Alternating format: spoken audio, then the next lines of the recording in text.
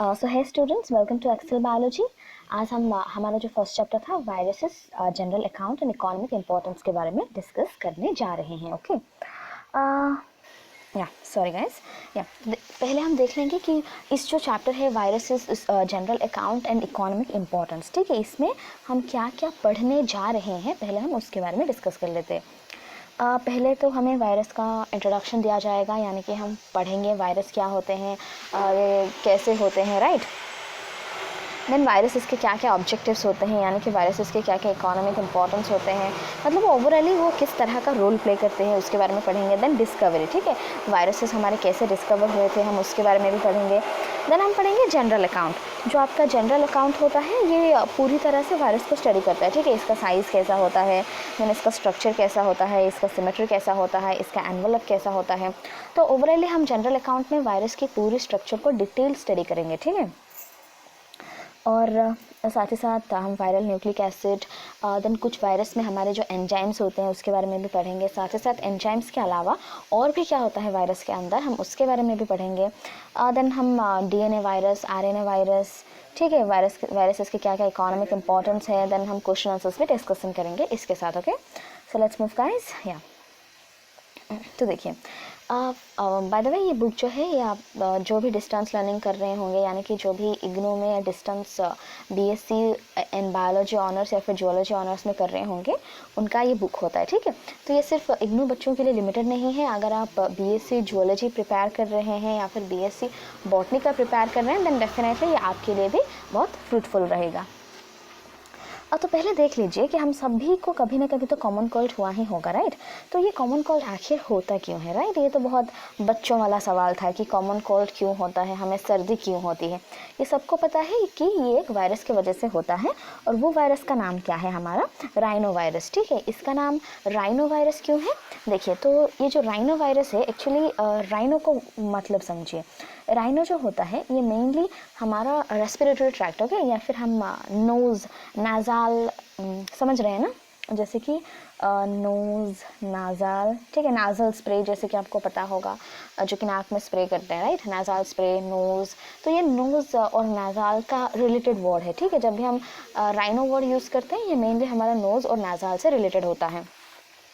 तो rhino virus यानी कि ये एक ऐसा वायरस है जो कि मेनली हमारे नोज़ या फिर रेस्पिरेटरी ट्रैक्ट को ज़्यादा इन्फेक्ट करता है, ठीक है। जैसे कि आपको पता ही होगा कि जब भी हमें सर्दी होती है तो हमें मेनली क्या क्या होता है, स्नीजिंग होता है, राइट। देन फीलिंग फीवरिश, और जैसे कि फीवर आ रहा होगा, मतलब वैसा वाला फीलिंग आता है, और उसी फीलिंग को फीवरिश कहा जाता है। ओके, तो ये जस्ट एक वायरस का इंट्रो था कि वायरस हमें भी डेली लाइफ में कैसे अफेक्ट करते हैं। जैसे कि मैं आपको ऑलरेडी बता चुकी हूँ कि जो हमें कॉमन कोल्ड होता है वो एक कॉमनली वायरस के द्वारा किया गया एक डिजीज़ है, जो कि जिसका नाम है हमारा राइनो वायरस, ठीक है। तो आज से हम जब भी हमें सर्दी होती है तो हम ये ना कह के कि हमें ये वायरल डिजीज़ हुआ है, तो हम ये कह सकते हैं कि ये जो वायरस से मुझे डिजीज़ हो रहा है उसका नाम क्या है, मेरा राइनो वायरस है, ठीक है। ओके, लेट्स सी, मैं आप लोगों को प्रीवियस क्लास में भी बताई थी कि हमारे जो डोमेन है, ठीक है, हमारे डोमेन कितने तरह के हैं, 3 तरह के हैं। एक है मेरा आर्किया, दूसरा है मेरा बैक्टीरिया, और तीसरा है मेरा यूकैरियोटा, ठीक है। आर्किया, बैक्टीरिया और यूकैरियोटा। जो मेरा आर्किया और बैक्टीरिया ये दोनों ही मेरे किस में जाते हैं, प्रोकैरियोट्स में जाते हैं, ठीक है। ये दोनों ही मेरे प्रोकैरियोट्स हैं और साथ ही साथ यूनिसेल्युलर भी हैं, ठीक है, यानी कि इनका एक ही सेल होता है और इनका एक ही सेल ही इनका पूरा लाइफ प्रोसेस को परफॉर्म करता है। लाइफ प्रोसेस यानी कि आप रेस्पिरेशन, देन डाइजेशन, ये सारे एक्सक्रीशन, ये सारे फंक्शंस आपका एक ही सेल परफॉर्म करता है, इनके सिर्फ आपका आर्किया और बैक्टीरिया, ठीक है। लेकिन आपका जो यूकैरिया है ये टोटली डिफरेंट है। और आपको मैं ये भी बता दी थी कि प्रोकैरियोट्स क्या होते हैं, यूकैरियोट्स क्या होते हैं। जिन्हें ये नहीं पता प्लीज़ मेरे प्रीवियस वीडियो को देखिए जाके, ओके। अगर मैं सेम इन्फॉर्मेशन को बार बार हर एक लेक्चर में रिपीट करूँगी तो शायद ही हमारा सिलेबस ख़त्म हो पाएगा, ओके। तो फिर भी मैं बता देती हूँ, प्रोकैरियोट्स यानी कि ये हमारे प्रिमिटिव टाइप ऑफ सेल्स होते हैं। इनके न्यूक्लियस में ना ही न्यूक्लियर मेम्ब्रेन होता है और ना ही इनके सेल ऑर्गेनल्स में किसी भी तरह का मेम्ब्रेन होता है, ठीक है। इसलिए हमारे जो प्रोकैरियोट्स होते हैं इन्हें प्रिमिटिव टाइप ऑफ सेल कहा जाता है, यानी कि ये हमारे ओल्ड टाइप ऑफ सेल हैं। जबकि मेरे जो यूकैरियोट्स हैं, ठीक है, जितने भी मेरे यूकैरियोट्स हैं वो सब जाते हैं मेरे यूकैरियोटा में, ठीक है। यूकैरियोट्स, ठीक है। यूकैरियोट्स यानी कि ये सब मेरे मॉडर्न टाइप ऑफ सेल हैं, यानी कि इनके न्यूक्लियस में प्रॉपर न्यूक्लियर मेम्ब्रेन है, साथ ही साथ इनके पास जो भी सेल ऑर्गेनेल्स रहते हैं उनके पास भी मेम्ब्रेन होता है, ठीक है। तो इसलिए इन्हें यूकैरियोट्स कहा जाता है और सारे यूकैरियोट्स हमारे यूकैरियोटा में जाते हैं, ठीक है। तो मेरे ऐसे कौन से किंगडम हैं जो कि मेरे यूकैरियोटा डोमेन में जाएंगे, तो मेनली मेरा प्रोटिस्टा, ठीक है, प्रोटिस्टा, देन आता है मेरा फंजाई, देन आता है मेरा प्लांटी, देन आता है मेरा एनिमलिया, ठीक है। सब तो मैं नहीं लिख पाऊंगी, ओके, आप याद रख लीजिए, प्रोटिस्टा, फंजाई, प्लांटी, एनिमलिया, ये सभी मेरे यूकैरियोटा में जाते हैं, ओके। डन। अभी हम देखते हैं, और आपको जान के ये बहुत बड़ा शौक लगेगा कि वायरस एक ऐसे तरह के ऑर्गेनिजम्स हैं, इनफैक्ट इन्हें तो मैं ऑर्गेनिजम्स कहूँ या फिर ना कहूँ, ये भी एक तरह का कन्फ्यूजन है, ठीक है, जो कि अभी तक सॉल्व नहीं हो पाया है। क्यों? क्योंकि वायरस को हम ना ही लिविंग कंसिडर करते हैं, ना ही हम नॉन लिविंग कंसिडर करते हैं, ठीक है। तो उसके हिसाब से अगर मैं इन्हें लिविंग कह दूँ तो भी ये गलत हो जाता है, अगर मैं इन्हें नॉन लिविंग कह दूँ तो भी ये गलत हो जाता है। तो हम ओवरऑली कह सकते हैं कि जो हमारे वायरसेस हैं वो हमारे लिविंग और नॉन लिविंग में एक बॉर्डर लाइन क्रिएट करते हैं, ठीक है। ये सोचिए लिविंग है, ये सोचिए नॉन लिविंग है, तो इनके बॉर्डर में जो लाई करता है वो होता है वायरस, ठीक है। क्यों? क्योंकि इनके पास कुछ लिविंग कैरेक्टर्स भी होते हैं, इनके पास कुछ नॉन लिविंग कैरेक्टर्स भी होते हैं। लिविंग कैरेक्टर्स आपके क्या क्या होते हैं, नॉन लिविंग कैरेक्टर्स आपके क्या क्या होते हैं, ये सब हम डिस्कस करेंगे फर्दर, ओके। या तो ये वायरस एक ही और अभी के लिए ऑर्गेनिजम्स कंसिडर कर देते हैं, ओके। तो वायरसेस एक ऐसे तरह के माइक्रो ऑर्गेनिजम्स होते हैं जो कि हमारे तीनों ही किंगडम को अफेक्ट करते हैं, ठीक है। आपका वो आर्किया हो जाए, आपका वो बैक्टीरिया हो जाए, या फिर आपका वो यूकैरियोटा हो जाए, ये सारे किंगडम्स को आपके वायरसेस इन्फेक्ट करते हैं। डन। या तो चलिए नेक्स्ट देखते हैं वायरस का डेफिनेशन क्या है। Viruses can be defined as small obligate.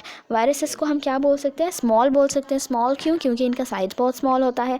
Then ये ऑब्लिगेट होते हैं। ऑब्लिगेट यानी कि जो कि अपना लाइफ साइकिल कंप्लीट करने के लिए एक और होस्ट को ढूंढता है, ठीक है। हम उसे क्या कहते हैं? Obligate parasite. तो जो हमारा वायरस होता है वो स्मॉल भी होता है, साथ ही साथ वो ऑब्लिगेट पैरासाइट होता है। देन ये हमारा होता है इंट्रासेल्युलर पैरासाइट, यानी कि जो सेल के अंदर रहता हो हम उसे इंट्रासेल्युलर कहते हैं, ठीक है। तो ये हमारा इंट्रासेल्युलर पैरासाइट भी होता है। देन देखिए, और इसे हम किसके हेल्प से देख सकते हैं? Electron microscope. क्योंकि हमारे जितने भी माइक्रो ऑर्गेनिजम्स होते हैं ये सबको हम नेक्ड आई में नहीं देख सकते, राइट। नेक्ड आई यानी कि खुले आंखों से नहीं देख सकते। इन्हें देखने के लिए या तो फिर हमें माइक्रोस्कोप की ज़रूरत होगी, ठीक है। फिर हमारे माइक्रोस्कोप भी कई तरह के हैं। कुछ लाइट माइक्रोस्कोप्स होते हैं, कुछ कंपाउंड माइक्रोस्कोप्स होते हैं, कुछ इलेक्ट्रॉन माइक्रोस्कोप्स होते हैं। लेकिन हमारे वायरस को देखने के लिए हमें क्या हाईली स्पेशलाइज्ड माइक्रोस्कोप यूज़ करना पड़ेगा, जो कि आपका होता है electron microscope, okay. Electron microscope. और ये जो वायरस क्या करता है? इन्फेक्ट करता है, ठीक है। ये क्या करता है? इन्फेक्ट करता है। किसे इन्फेक्ट करता है? मेनली हमारे होस्ट सेल को इन्फेक्ट करता है, होस्ट ऑर्गेनिजम्स को इन्फेक्ट कर देता है, ठीक है। उसके बॉडी के अंदर जाके उसके सेल को हाईजैक कर लेता है, ठीक है। उसके बॉडी के अंदर जाके उसके सेल को ये हाईजैक कर लेगा, ठीक है। उसके सेल को ये अपने कंट्रोल में ला लेगा। फिर इसके सेल के जो भी मैशिनरी है, ठीक है, जैसे कि प्रोटीन सिंथेसिस हो गया, ये मतलब वो सेल का सब कुछ ये ले लेगा, ठीक है। मतलब ये पूरा वो सेल के ऊपर कंट्रोल जमा लेगा उस तरह का। तो ये पूरा सेल को हाईजैक करके ये अपना रेप्लिकेशन करेगा। तो ये बिना होस्ट सेल के नहीं सरवाइव कर पाएगा, ठीक है। ओके तो अभी देखिए ये हमारा एक डायग्रामेटिक रिप्रेजेंटेशन है जो कि मेरा दिखाता है कि ये मेरा ओरिजिन है और यहाँ से निकले हैं मेरे आर्किया, और ये वाला है मेरा यूकैरिया, और ये वाला है मेरा बैक्टीरिया, ठीक है। तो ये सब क्या है? ये सब एक्चुअली उसके एग्जांपल्स हैं, ठीक है। ये सब कुछ नहीं बल्कि उसके एग्जांपल्स हैं। तो आप चाहे तो इसे स्टडी कर सकते हैं, ओके। इसके एग्जांपल्स क्या है? और जिसके पास ये बुक का हार्ड कॉपी है वो तो ठीक है, लेकिन जिसके पास इसका हार्ड कॉपी नहीं है, अगर ये इसका सॉफ्ट कॉपी डाउनलोड करना चाहते हैं तो आप इग्नू ई कंटेंट आपको इंस्टॉल कर सकते हैं, ओके। मैं आपका नाम यहाँ लिख देती हूँ, इग्नू ई कंटेंट, ओके। ये आपको आप इंस्टॉल करके वहाँ से ये बुक डाउनलोड कर सकते हैं, ठीक है। बायोडाइवर्सिटी नाम से ये बुक आएगा, okay. So let's move on. मैं ये पहले ही बता चुकी हूँ आपको कि जो ये वायरस होता है ये लिविंग और नॉन लिविंग के बीच में एक बाउंड्री क्रिएट करता है, ठीक है। और ये जो होता है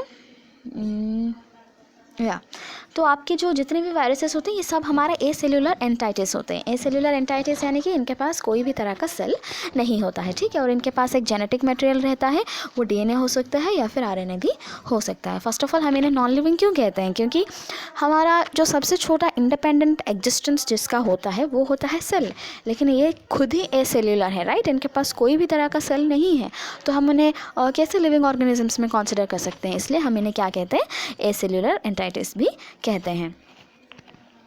ओके देखिए, जो वायरसेस होते हैं इनके पास ग्रो और मल्टीप्लाई करने का एबिलिटी नहीं होता है, ठीक है, मतलब ये सुनिए, इनके पास ग्रो और मल्टीप्लाई करने का एबिलिटी होता है, लेकिन ये जब इनसाइड द होस्ट सेल आ जाते हैं, ठीक है, इनसाइड द होस्ट बॉडी आ जाता है, तो ये उसके सेल को हाईजैक करके अपना रेप्लिकेशन प्रोसेस को कंटिन्यू करते हैं। लेकिन ये जब सेल के बाहर होते हैं, ठीक है, ये जब भी आउटसाइड द सेल होते हैं, इनका मतलब कोई भी तरह का रेप्लिकेशन ये कुछ भी नहीं कर सकते, ये पूरी तरह से इनर्ट होते हैं, ठीक है, और इन्हें कोई भी आर्टिफिशियल मीडिया, ठीक है, आर्टिफिशियल मीडिया यानी कि इन्हें हम आर्टिफिशियली कल्चर नहीं कर सकते, ठीक है, हम इन्हें आर्टिफिशियली कल्चर नहीं कर सकते।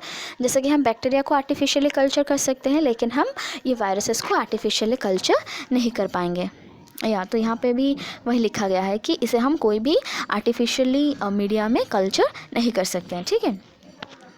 और ये जो होते हैं आउटसाइड द सेल मेरे क्या होता है, मेटाबॉलिकली इनर्ट होते हैं, मतलब इनका कोई भी तरह का मेटाबॉलिज्म नहीं होता है, ये जब भी बाहर होते हैं, आउटसाइड द होस्ट बॉडी होते हैं। मेटाबॉलिज्म मतलब आपको पता ही होगा कि मेटाबॉलिज्म में मेरे दो प्रोसेस जाते हैं, एक होता है मेरा एनाबॉलिज्म, ठीक है, एनाबॉलिज्म, दूसरा होता है मेरा कैटाबॉलिज्म, ठीक है, एक है मेरा एनाबॉलिज्म, दूसरा है मेरा कैटाबॉलिज्म। ओके, फिर आपका एनाबॉलिज्म क्या है, कैटाबॉलिज्म क्या है। जो आपका कैटाबॉलिज्म है वो आपका डिस्ट्रक्टिव प्रोसेस है, जबकि आपका एनाबॉलिज्म जो है वो कंस्ट्रक्टिव प्रोसेस है, ठीक है।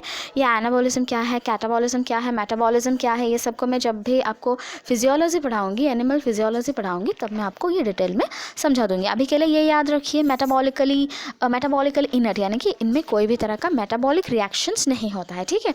और हमारे मेटाबॉलिक रिएक्शंस को हम मेटाबॉलिज्म भी कहते हैं, और मेटाबॉलिज्म में हमारे एनाबॉलिज्म और कैटाबॉलिज्म जाते हैं। ओके या तो चलिए नेक्स्ट मूव ऑन करते हैं। यहाँ देखिए, तो हमारे जो वायरसेस है ये सारे तरह के फॉर्म्स, सारे लाइफ फॉर्म्स को इन्फेक्ट कर सकते हैं, ठीक है। जैसे कि मैं पहले भी बता चुकी हूँ कि ये आपके तीनों ही किंगडम को पूरी तरह से इन्फेक्ट कर सकते हैं, ठीक है। या तो चलिए नेक्स्ट चलते हैं। तो एक्चुअली ये वायरसेस के बारे में कब पहली बार स्टडी किया गया था, ठीक है। अभी तो हमें वायरसेस का इंट्रो मिल गया, अभी हम देखेंगे डिस्कवरी ऑफ वायरस, ठीक है। मतलब वायरस के बारे में हमें जानना क्यों पड़ा, मतलब देखिए, जब तक हमारे लिए कोई चीज़ इंपॉर्टेंट नहीं होता तो हम तब तक उसके बारे में जानने की कोशिश नहीं करते हैं, राइट। तो आखिर वायरस ने ऐसा क्या किया कि उसके बारे में स्टडी करने में हम मजबूर हो गए, ठीक है। तो अभी हम वो देखेंगे। फर्स्ट ऑफ ऑल ये दौर है यूरोप का, ठीक है। तो यूरोप में क्या हुआ था, बाय द वे तंबाकू कल्टीवेशन, ठीक है, जो आपको पता ही होगा तंबाकू क्या है, राइट। तो यूरोप में क्या हो रहा था, जो वहाँ पे बहुत ज़्यादा तंबाकू कल्टीवेशन हो रहा था, ठीक है। जो लोग थे वो बहुत ही ज़्यादा तंबाकू कल्टीवेशन कर रहे थे, और तंबाकू कल्टीवेशन में बहुत अच्छा खासा प्रॉफिट भी मिल रहा था। लेकिन उस टाइम पे क्या हुआ, लोगों का बहुत घाटा होने लगा, ठीक है। घाटा यानी कि वेस्ट, लॉस होने लगा। तो लोगों का घाटा क्यों होने लगा, क्योंकि उसी टाइम पे जो तंबाकू प्लांट्स थे उन्हें एक तरह का डिजीज़ हो रहा था, ठीक है। जिसे आजकल हम कहते हैं टीएमवी, ठीक है, जिसे हम पता है इसका फुल फॉर्म क्या है बच्चों, तंबाकू मोज़ाइक वायरस। ओके, इसका फुल फॉर्म क्या है, तंबाकू मोज़ाइक वायरस। तो उसी टाइम पे जो यूरोप में जो कल्टीवेटर्स थे जो कि ये तंबाकू का कल्टीवेशन कर रहे थे, उनके प्लांट्स को पूरी तरह से ये वायरस खाता जा रहा था, ठीक है। यानी कि उनका बहुत सारा लॉस हो रहा था, ठीक है। उनका ना ही कल्टीवेशन ठीक ठाक हो रहा था, मतलब बहुत कम प्रोडक्शन हो रहा था, जितना होना था बहुत कम प्रोडक्शन हो रहा था। अगर मैं कल्टीवेशन कर रही हूँ तो उसके पीछे मैं बहुत सारा पैसा इन्वेस्ट कर रही हूँ, अगर मुझे बदले में कुछ मिलेगा नहीं तो ये मेरा पूरी तरह से वेस्ट है, राइट। तो वहाँ पर भी फार्मर्स का हाल कुछ ऐसा ही था, ठीक है। एक्चुअली क्योंकि मैं ये पढ़ चुकी हूँ ये पूरी तरह से, इसलिए मैं आपको ओवरऑली बताती चली जा रही हूँ। लेकिन अगर आप चाहें तो आप खुद ये बुक को डाउनलोड करके आप खुद लाइन वाइज पढ़ सकते हैं, ठीक है। लेकिन मैं जितना इन्फॉर्मेशन बता रही हूँ, अगर आप उतना इन्फॉर्मेशन ठीक ठाक से सुन रहे हैं, ठीक ठाक से फॉलो हो रहे हैं, देन आई एम श्योर आपको ये बुक पढ़ने में कोई भी दिक्कत नहीं आएगी। क्लियर है? ओके। तो चलिए, तो मैं क्या बता रही थी कि मतलब वहाँ पे लोगों का इतना लॉस हो रहा था कि कुछ तो लोग थे, मतलब जो कि ये कल्टीवेशन ही पूरी तरह से छोड़ने वाले थे, ठीक है, क्योंकि उनका कुछ भी फ़ायदा नहीं था, पूरी तरह से उनका लॉस ही था, ठीक है। तो धीरे धीरे मतलब क्योंकि तंबाकू कल्टीवेशन बंद होने वाला था, तो अभी कहीं ना कहीं पर साइंटिस्ट का अट्रैक्शन भी उसी तरफ ड्रॉ हुआ था, ठीक है। तो साइंटिस्ट को भी एक तरह का ईगरनेस आ गया कि ऐसा क्या हो रहा है इन प्लांट्स को कि मतलब इनका प्रोडक्शन पूरा इतना डाउन हो जा रहा है, ठीक है। और जब भी ये जो TMV वायरस था, ये क्या हो रहा था, बहुत ही जल्दी स्प्रेड हो रहा था, ठीक है। अगर ये एक प्लांट को हो गया तो बहुत ही जल्दी मतलब पूरा फील्ड को तबाह करने में उसे बहुत समय नहीं लग रहा था। और तो उसके पीछे साइंटिस्ट लग गए थे, ठीक है। तो वो जो वायरस का नाम है TMV, राइट, यानी कि तंबाकू मोज़ाइक वायरस। और उसका नाम मोज़ाइक वायरस क्यों हो गया, क्योंकि वो जिस भी प्लांट्स को अफेक्ट करता है, मेनली आपका जो तंबाकू प्लांट्स को अफेक्ट करता है, उनके लीव्स में, ठीक है, उनके लीव्स में मोज़ाइक टाइप का स्ट्रक्चर बना देता है, ठीक है, मोज़ाइक टाइप का स्ट्रक्चर बना देता है, जिसकी वजह से इसका नाम क्या है मेरा, तंबाकू मोज़ाइक वायरस, ओके। तो क्या सिर्फ ये प्लांट्स को ही अफेक्ट करता था, क्या ये एनिमल्स को अफेक्ट नहीं करता था? एनिमल्स को भी ये बहुत अफेक्ट करता था। जैसे कि आपके एनिमल्स में फूट एंड माउथ डिजीज़ हो जाता था, जैसे कि ह्यूमंस में ये स्वाइन फ्लू डिजीज़ भी कॉज करता है, ठीक है। जैसे कि अभी तो आपको पता ही होगा जो कोरोना वायरस है, राइट, जो कि हमारे अंदर क्या क्या डिजीज़ क्रिएट कर रहा है, नहीं। और तो देखिए, वायरस ना ही सिर्फ प्लांट्स को अफेक्ट करते हैं, बाकी आपके एनिमल्स को भी अफेक्ट करते हैं, जैसे कि आपका फूट एंड माउथ डिसीज़ हो गया, और ह्यूमंस में ये स्वाइन फ्लू भी कॉज करवाते हैं। देन तंबाकू, ऐसे प्लांट्स को तंबाकू मोज़ाइक वायरस जो डिजीज़ होता है उससे भी उन्हें अफेक्ट करवाते हैं, ठीक है। एक्चुअली इसका नाम तंबाकू मोज़ाइक डिजीज़ है, ठीक है, इसका नाम एक्चुअली मोज़ाइक डिजीज़ है। हाँ, जो वायरस इसे कॉज करता है उसका नाम है TMV या फिर तंबाकू मोज़ाइक वायरस, ठीक है। एक्चुअली डिजीज़ है मेरा मोज़ाइक डिजीज़, या। तो चलिए, तो हम तो ये पढ़ लिए कि वायरस हमारा बहुत सारा नुकसान करता है, लेकिन फ़ायदे वाली चीज़ें क्या क्या करता है ये। पहला तो ये वैक्सीन प्रोडक्शन में हेल्प करता है, ठीक है। अगर वायरस ही नहीं रहेगा तो हम उसके अगेंस्ट वैक्सीन नहीं प्रोड्यूस कर सकते, तो ये वैक्सीन प्रोडक्शन में हेल्प करता है। देन आता है मेरा कैंसर थेरेपी में। ये तो मुझे भी ठीक से नहीं पता कि कैंसर थेरेपी में वायरस को कैसे यूज़ किया जाता है, आप चाहे तो इसे गूगल कर दें।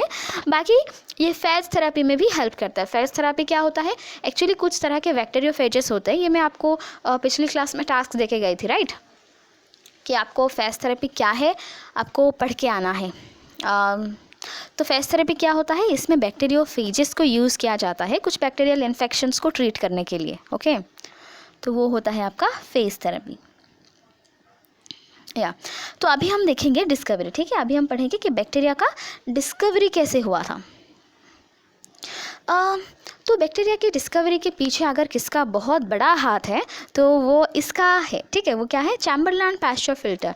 ये एक्चुअली एक तरह का मशीन है, जैसे कि आजकल के ज़माने में जो हम जिस तरह का फ़िल्टर यूज़ करते हैं ना, ये उस ज़माने का फ़िल्टर है जिसका नाम क्या है मेरा, चैम्बरलैंड पैस्चर फ़िल्टर, ठीक है। तो इसका नाम चैम्बरलैंड पैस्चर फ़िल्टर क्यों हुआ वो भी देखेंगे। तो ये जो आपका चैम्बरलैंड पैस्चर फ़िल्टर था, ये कब डेवलप हुआ था, 1884 में डेवलप हुआ था, ठीक है। और ये कहाँ पे डेवलप हुआ था, पेरिस में, ठीक है। और इसे किसने डेवलप किया था, चार्ल्स चैम्बरलैंड। ये डेवलप हुआ था पेरिस में, और इसे किसने डेवलप किया था, Charles Chamberland. I hope you got it, okay. और ये जो चार्ल्स चैम्बरलैंड थे, ये किसके साथ काम कर रहे थे, लुईस पास्चर के साथ काम कर रहे थे, ठीक है। लुईस पास्चर कौन है, ये तो हम सबको पता है, राइट। इनके बारे में हम शायद क्लास 7th 8th से पढ़ते आ रहे हैं कि ये जो लुईस पास्चर थे, इन्होंने पास्चराइजेशन का भी इन्वेंशन किया था, राइट। और इन्हें ही फादर ऑफ माइक्रोबायोलॉजी भी कहा जाता है, ठीक है, फादर ऑफ मॉडर्न माइक्रोबायोलॉजी भी कहा जाता है। तो जैसे कि हम लोगों को पहले से ही पता है कि ये जो मशीन है या फिर ये जो एक इंस्ट्रूमेंट है जिसका नाम क्या है, चैम्बरलैंड पैस्चर फ़िल्टर। क्योंकि इसका नाम में ही फ़िल्टर है तो हमें इससे ही पता चल जा रहा है कि इसका काम क्या होगा, फ़िल्ट्रेशन करना, ठीक है। तो इसका फ़िल्ट्रेशन में क्या यूज़ हो रहा था, प्रोसिलेन कैंडल्स। तो प्रोसिलेन क्या है, प्रोसिलेन एक तरह का मटेरियल है, ठीक है। और कैंडल्स क्या है, जैसे कि फ़िल्टर्स में आप लोग देखे ही होंगे कि कुछ इस तरह का रहता है वो कैंडल, ओके।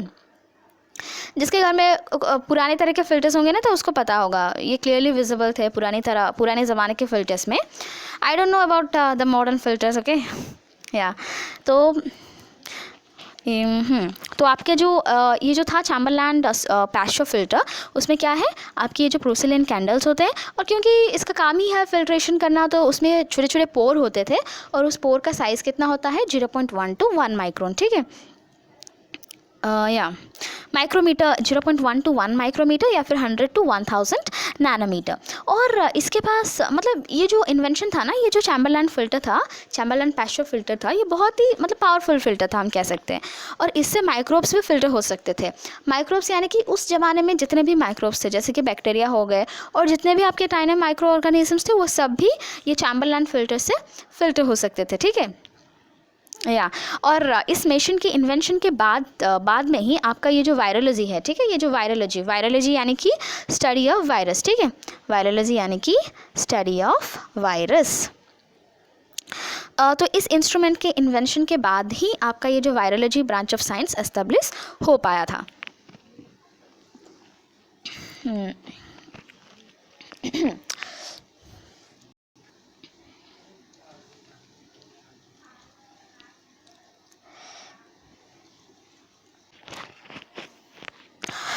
तो कहीं ना कहीं पर अगर वायरस के डिस्कवरी के पीछे सबसे ज़्यादा क्रेडिट अगर किसको जाता है, तो ये सिर्फ़ और सिर्फ इस फिल्टर को ही जाता है, ठीक है, जिसका नाम क्या है मेरा, Chamberland Pasteur filter. Okay, so let's move on. या तो देखिए, एक्चुअली ये जर्म थ्योरी ऑफ डिजीज़, ठीक है, ये पहले भी एक्चुअली लिखा गया था, मतलब ये जो वायरसेस हैं, ये जर्म थ्योरी ऑफ डिजीज़ को भी रिजेक्ट कर देते हैं, ठीक है, जो डिजीज़ के बारे में जो एक थ्योरी दिया गया था उस वक्त, जर्म थ्योरी बोल के, उसको भी ये वायरस रिजेक्ट कर लेता है। पहले हम देख लेते हैं कि ये जर्म थ्योरी आखिर होता क्या है। Okay, so germ theory states that infectious diseases are caused by micro organisms. Okay, मेरा पेन का थिकनेस बहुत ज़्यादा हो गया नहीं, so now it's okay, yeah। तो ये क्या कह रहा है, The infectious diseases are caused by microorganisms. The causative agents of disease can be seen with the aid of a microscope cultivated on a nutrient medium and can be retained or filtered by bacterial filters. Okay. तो पहले देख लेते हैं इसका क्या मतलब होता है। इसका मतलब ये होता है कि पहला जो the causative agent of disease, ठीक है, तो डिजीज़ को जो एजेंट्स मेनली कॉज करते हैं, जो भी माइक्रो ऑर्गेनिजम्स कॉज करते हैं, उन्हें हम किसके सहायता से देख सकते हैं, माइक्रोस्कोप की हेल्प से हम देख सकते हैं, ठीक है। लेकिन ये जो वायरस था, इसे तो हम माइक्रोस्कोप से नहीं देख सकते थे। अभी तो हम इलेक्ट्रॉन माइक्रोस्कोप से वायरस को देख सकते हैं, ठीक है, लेकिन उस टाइम पर जो लोगों के पास था वो था लाइट माइक्रोस्कोप। ओके, वो क्या था, लाइट माइक्रोस्कोप। ओके, तो लोग जो उस टाइम पे लाइट माइक्रोस्कोप से इसे नहीं देख पाते थे, लेकिन अभी तो हमारे पास इलेक्ट्रॉन माइक्रोस्कोप है, ठीक है। तो अकॉर्डिंग टू जर्म थ्योरी, जिसे माइक्रोस्कोप में देखा जा सकता हो, तो ये जो था इसे माइक्रोस्कोप में भी नहीं देखा जा सकता है। साथ ही साथ cultivated on A nutrient medium, ठीक है, और इसे हम न्यूट्रिएंट मीडियम के ऊपर भी कल्टिवेट नहीं कर सकते थे। मैं पहले ही आप लोगों को बता चुकी हूँ कि इसे हम न्यूट्रिएंट मीडियम में या फिर कोई भी एक्सटर्नल मीडिया में हम इसे कल्टिवेट नहीं कर सकते हैं। ये जब भी होस्ट बॉडी के अंदर जाता है, तब भी ये अपना मेसिनरी या फिर मेटाबॉलिज्म या फिर जो भी लाइफ प्रोसेसेस होता है, ये होस्ट बॉडी के अंदर ही सब स्टार्ट करता है, ठीक है। मैं इसे कहीं पर भी कभी भी इसे मैं बाहर कल्टिवेट नहीं कर सकूँगी। ओके, देन देखिए, और कैन बी रिटेन्ड और फिल्टर्ड बाय बैक्टीरियल फिल्टर्स, ठीक है। और मतलब अकॉर्डिंग टू जर्म थ्योरी, जो भी हमारे एजेंट डिजीज़ को कॉज करते हैं, उन्हें माइक्रोस्कोप के द्वारा देखा जा सकता है। देन उन्हें न्यूट्रिएंट मीडियम में कल्टिवेट भी किया जा सकता है, साथ ही साथ उन्हें बैक्टीरियल फिल्टर्स में भी फिल्टर किया जा सकता है। लेकिन आपका जो वायरस है, ये तीनों को रिजेक्ट कर देता है। फर्स्ट तो इसे हम माइक्रोस्कोप से नहीं दे सकते, सेकंड इसे हम न्यूट्रिएंट मीडिया में कल्टिवेट नहीं कर सकते, देन थर्ड जो आता है, इसे हम बैक्टीरिया फिल्टर में भी इसे हम फिल्टर नहीं कर सकते, ठीक है। अभी जो हम पहले पढ़े ना, जो आपका ये जो था चैम्बरलैंड पैस्चर फिल्टर, ठीक है, यही मेनली यूज़ होता था बैक्टीरियल फिल्टर्स के लिए, ठीक है। मैं आपको पहले भी बता चुकी हूँ, इसका जो साइज़ है 0.1 माइक्रोमीटर टू 1 माइक्रोमीटर। ओके, और इसमें उस ज़माने के जितने भी माइक्रो ऑर्गेनिजम्स इन्वेंट हुए थे, जितने भी ऑर्गेनिजम्स इन्वेंट हुए थे, सभी उसमें फिल्टर हो पा रहे थे। ओके, लेकिन एक वायरस ही था जो नहीं हो पा रहा था। तो ये जो मैं आपको स्टोरी बताई थी कि 19th सेंचुरी में आपका यूरोप का क्या हाल था, ठीक है, यूरोप में जो तंबाकू कल्टिवेटर्स थे उनका क्या हाल था, ठीक है। अभी हम देखेंगे कि कौन से साइंटिस्ट थे जिन्होंने ये वायरस को इन्वेंट किया था, ठीक है। तो जो पहले हमारे आते हैं, इनका नाम क्या है, एडोल्फ मेयर, और ये इनका एक्सपेरिमेंट कब हुआ था, 1883 में हुआ था, ठीक है। तो इन्होंने क्या किया था, rubbed the SAP extracted from the diseased leaves. इसका क्या मतलब होता है, यानी कि इन्होंने डिजीज लीव्स को लेके उसे क्रश किया, ठीक है, क्रस्ट यानी कि निचोड़ना, ठीक है, उसे पूरा इन्होंने निचोड़ दिया था। उसके बाद इन्होंने क्या किया था, ओह सॉरी या अलग था, ठीक है, या ही रब्ड, वो फेनोमेनन आपका जो क्रशिंग करके उसे फिल्टर किया जाएगा ना, ये उसके बाद है, इन्होंने नहीं किया था, सॉरी फॉर दैट। तो एडल्फ मेयर ने क्या किया था, इन्होंने मतलब जो डिजीज्ड प्लांट था उसके लीफ को लेके एक हेल्दी प्लांट के लीव्स के साथ रब किया था, और उन्होंने बाद में क्या पता किया कि वो जो डिजीज्ड प्लांट का लीफ लेके इन्होंने जब हेल्दी प्लांट को रब किया था तो उसमें भी ये डिजीज़ दिखने लगा। तो उन्हें कहीं ना कहीं पर क्या लगा कि शायद इसके पीछे कोई माइक्रोब का ही हाथ है, ठीक है, शायद इसका कोई कॉजेटिव एजेंट माइक्रोब ही है जो कि ये डिजीज़ करवा रहा है। तो उन्होंने क्या कंक्लूड किया, therefore he concluded that the causative agent may be very small bacteria which could not be seen by a microscope. तो उन्होंने क्या कंक्लूड किया कि शायद ये एक बैक्टीरिया हो सकता है जिसे कि हम खुले आंखों से नहीं देख पा रहे, मतलब अंडर द माइक्रोस्कोप भी नहीं देख पा रहे हैं, ठीक है। देन हमारे जो दो साइंटिस्ट आए थे, दिमित्री इवानोव्स्की और मार्टिनोस बेजरनिक, इनका भी बहुत इंपॉर्टेंट रोल था वायरस के डिस्कवरी के पीछे, ठीक है। तो पहले मैं ये एक्सपेरिमेंट फिर से बता दे रही हूँ, जो आपके एडल्फ मेयर थे 1883 में इन्होंने क्या किया था, इन्होंने एक डिजीज जो टोबैको मोज़ाइक डिजीज़ से अफेक्ट हो गया था जो प्लांट, उसका लीफ लाके इन्होंने एक हेल्दी प्लांट के साथ रब कर दिया था, ठीक है। तो बाद में उन्होंने क्या देखा कि जो हेल्दी प्लांट था उसमें भी ये डिजीज़ दिखने लगा। तो उन्होंने क्या सोचा कि शायद इसके पीछे डेफिनेटली कोई माइक्रोब का ही हाथ होगा। तो उन्हें क्या लगा, क्योंकि उस समय पे वायरस का डिस्कवरी नहीं हुआ था, तो इन्होंने सोचा कि शायद इसके पीछे भी कोई बैक्टीरिया का ही हाथ है, लेकिन ये जो बैक्टीरिया है शायद ये इतना छोटा है कि हम इसे माइक्रोस्कोप में भी नहीं देख सकते, ठीक है। तो ये इनका कंक्लूजन था। तो चलिए देख लेते हैं नेक्स्ट कौन आए, दिमित्री इवानोव्स्की, ठीक है, इनका क्या नाम था, दिमित्री इवानोव्स्की। और ये जो फर्स्ट थे जिन्होंने causative agent of the mosaic disease of tobacco plants को आइडेंटिफाई किया था, ठीक है। तो पहले causative agent of the mosaic disease of tobacco plants, visible as a discoloration of the leaf, passed through a bacteria-proof filter and could not be seen under light microscope. तो जो actually जिस भी प्लांट को ये तंबाकू mosaic disease होता है, मतलब उसके लीव्स में जिन जिन पार्ट में ये वायरस होता है, एक्चुअली वो पार्ट में डिस्कलरेशन हो जाता है। डिस्कलरेशन मतलब उसका कलर फेड हो जाता है, ठीक है, या फिर हम बोल सकते हैं कि उसका कलर चला जाता है। तो इन्होंने क्या किया कि प्लांट में वो जो पार्ट उसका ये जो तंबाकू मोज़ाइक से अफेक्टेड हुआ था, यानी कि जो लीफ का जो पार्ट था, उन्होंने कैसे पता किया था, बाय द डिस्कलरेशन, ठीक है। जो पार्ट ऑफ द लीफ ये जो वायरस से अफेक्टेड हुआ था ना, तो वो पार्ट उसका क्या हो गया था, फेड हो गया था, या फिर हम बता सकते हैं कि उसका कलर चला गया था। फिर तो अभी हम देखते हैं इनका प्रोसेस ऑफ एक्सपेरिमेंट कैसा था, ठीक है।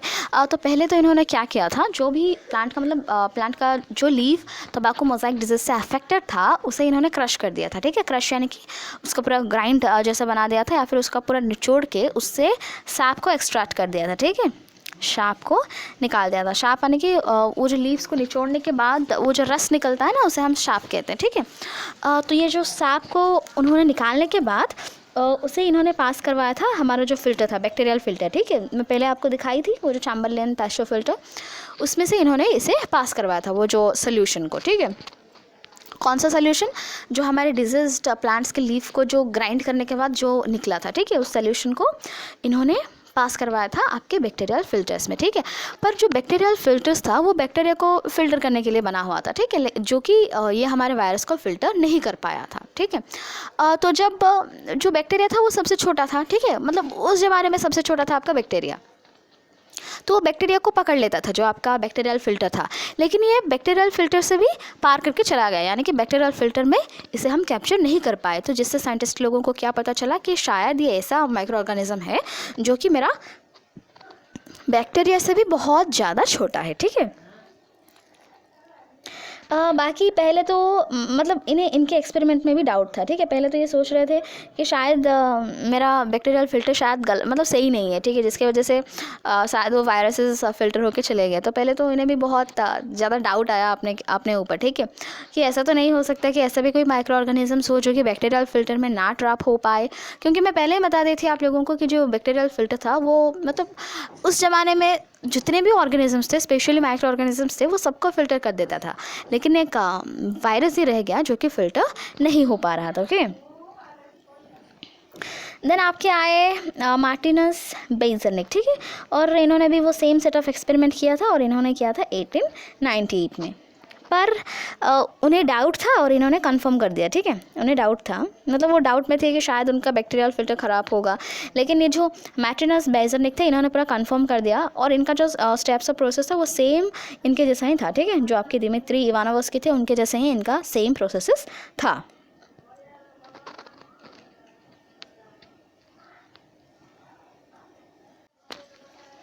तो एक्चुअली इनका क्या कहना था, देखिए यहाँ पर पहले ही लिखा दिया गया है कि just a second, hold on, या तो इन्होंने भी मतलब सेम प्रोसेस को ही रिपीट किया था। बैक्टीरियल फ़िल्टर्स के अंदर उन्होंने वो मिक्सचर को पास करवाया था and validated the discovery of the Ivanovsky, ठीक है। और इवानोव्स्की के वो जो मतलब उन्होंने जो बोला था कि जो ये जो नए माइक्रो ऑर्गेनिजम्स हैं ये बैक्टीरिया से भी बहुत छोटे हैं, जिसकी वजह से ये बैक्टीरियल फ़िल्टर्स में ट्रैप नहीं हो पाए।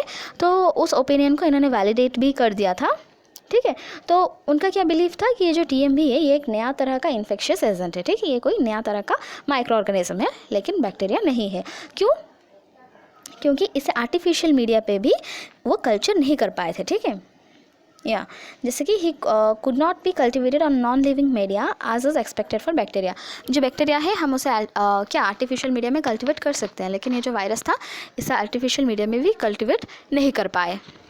तो जिसकी वजह से मतलब ये पूरा कंफर्म हो गए कि ये जो तंबाकू मोज़ाइक डिजीज़ कॉज कर रहा है ये कोई और ही तरह का ऑर्गेनिज्म है, लेकिन बैक्टीरिया नहीं है। ओके, तो नेक्स्ट हम पढ़ेंगे कि वायरस की डिस्कवरी में और भी क्या हुआ था पर in next class. Okay, thank you guys, thank you for staying.